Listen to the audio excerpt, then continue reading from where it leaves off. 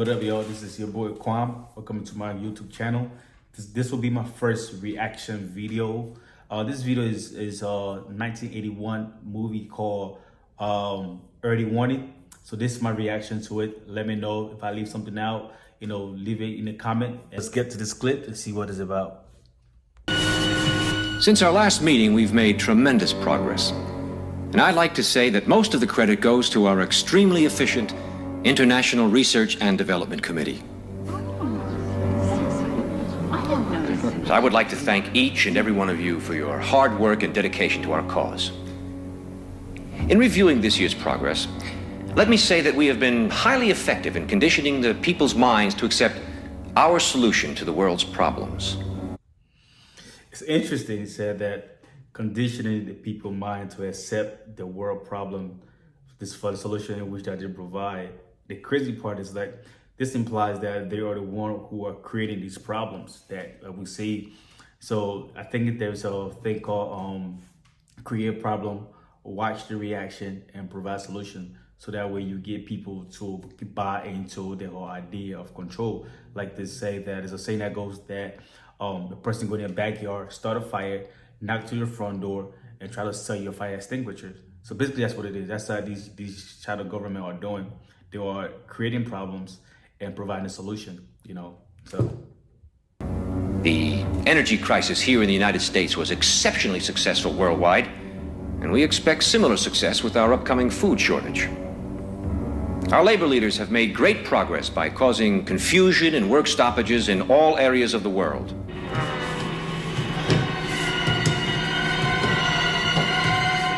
Financially, the dollar is being devalued even faster than we could have hoped. Politically, the public has lost total confidence in any form of government. The threat of universal... It's interesting he said that the dollar had lost its value to anyone to help. It's interesting that into this world, today's way of 2024, to this world, and we see that the US dollar basically is don't worth what it used to, the value that it once hold, it don't hold that no more.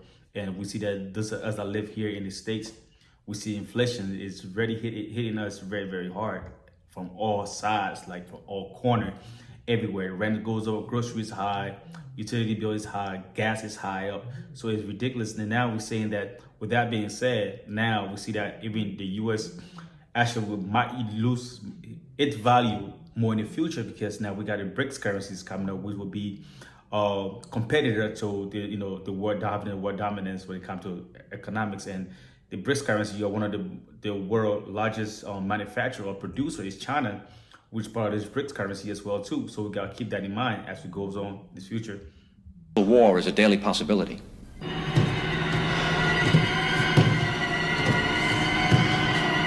As you know, we ourselves do not need to hold any visible office of leadership.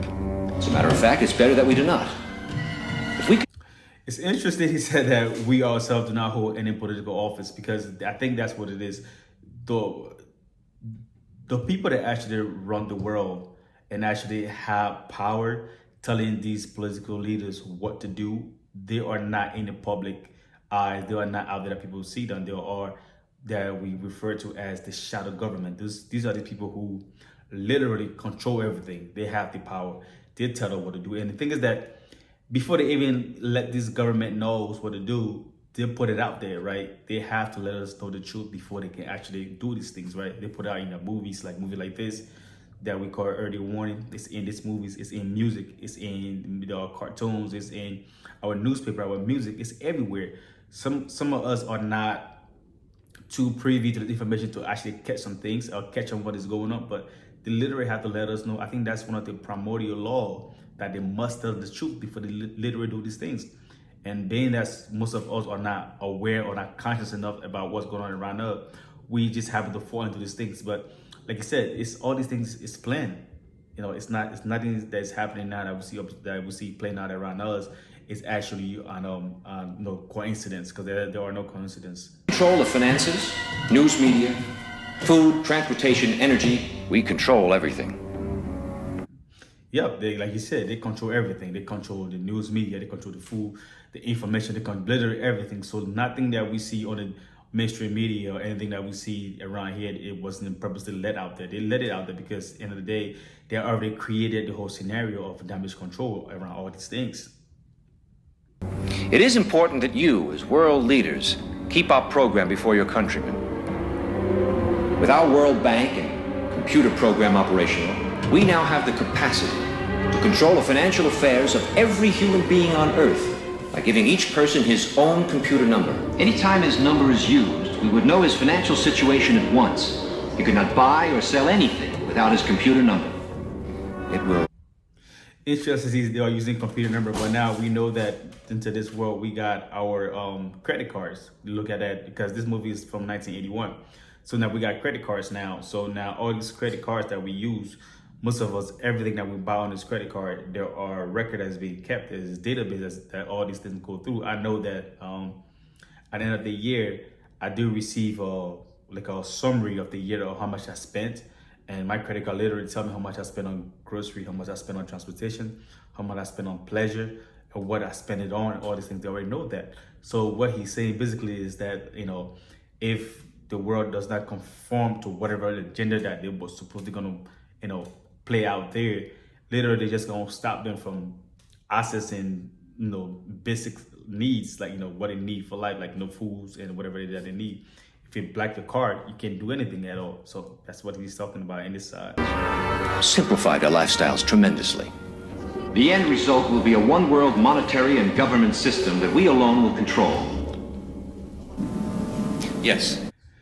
This whole idea of one world government, this thing have been playing out for the longest now. Like, I've been hearing about the one world government, the New World Order for decades now, and I think that is a process that they are slowly getting there. They are slowly conditioning the people to, towards that direction of having a one world government. And for me, having a one world government, I don't think that anything's wrong with that, because I look at it in the sense of, if we have a one world government, there won't be a specific country. Hopefully, they would decentralize the idea of one country or one part of the world that are exploiting resources just for themselves instead of the whole world, or benefiting from the resources. Like Africa, for example, where produce over 50% of the world resources, and yet Africans themselves are not actually benefiting from these resources as well. So hopefully the idea of one world government might solve this thing, where they would decentralize, the uses of resources, and that everyone else will stay, because now we have, this whole migrant thing. So if most people that migrate to the United States or other Western world, is the fact that their country have been exploited and they don't have the means to actually enjoy the resources. So they travel outside of the country so that they can have that access to have resources as well. So if they want world government, supposedly create a world where that the resources are not just centered in one area, that everyone has the right to explore and enjoy their resources, I think that would be a good thing. So that's how I look at one world government. When they say that, that's how I look at it from that perspective. However, I have to consider the religious side as well too, because I know that the religious side say that, world government, they will be sitting that will supposed to rule the world. I don't know about that, so I don't know, but that's how I look at it. I don't want to be cynical about it, but yeah. What about the people who forget their number, or their cards are lost or stolen? We've made provisions for that. By using this laser imprinter, we can painlessly and permanently affix the person's number to the back of his hand or his forehead if he so desires. The numbers would be easily read by this new ultraviolet scanning equipment. For the purposes of demonstration, I've had such a number imprinted on myself. So interesting the fact that, the number that is talking about printing out people is the number 666. So we know that, again, this movie is 1981. So at that time, I think that number in people's mind was very fearful, the mark of the beast type of numbers, I think. But now into this world, we have learned that number can mean so many other things. So now this number now is apparently that's the number that will supposedly imprint in people, and without this number, they won't be able to buy or sell. I think that also linked to Bible prophecy. So if this movie was, I don't know if they have some religious back into it, it just reinforced the religious belief of the end time, where the devil was supposed to rule for a certain amount of time.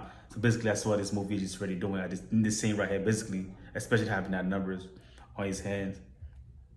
Once this number is imprinted, it cannot be lost nor can it be changed. Now, are there any questions? What about the individuals who refuse to have this number implantation? We expect some minor resistance, especially from highly motivated religious groups. But eventually, hunger will cause even the most zealous to conform to our program. Mr. Chairman.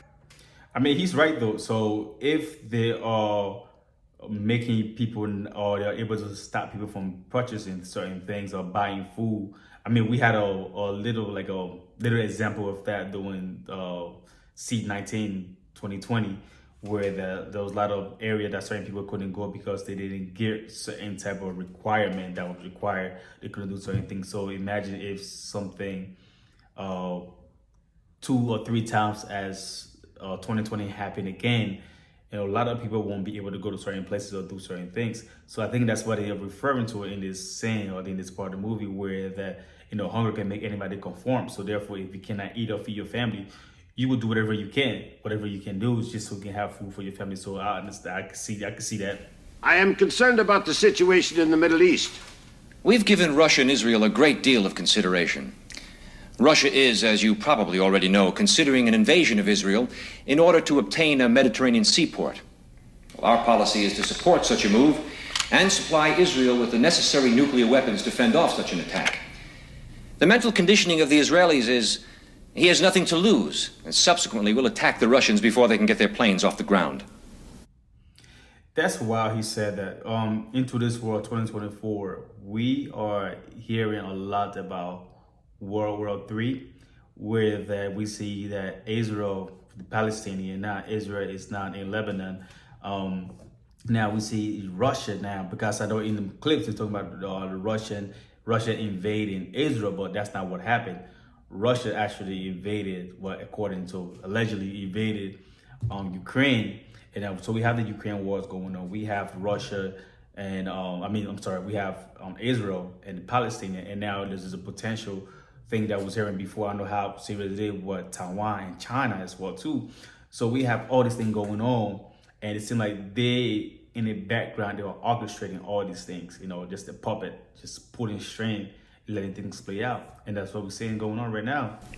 Gentlemen, I believe that within a year, 2 at the most, our one world government will be a reality. If we continue on our present course, it is my opinion that we could present the devil himself as a world leader, and the people would accept him.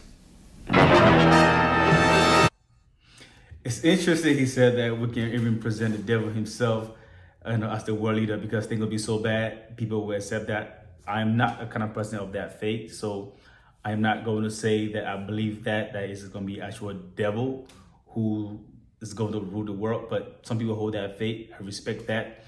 But I think from the perspective of what he's saying, it's just more in the sense of, things will be so bad that person who they can present whoever that was supposed to provide some form of solution to what the world is dealing with at the time.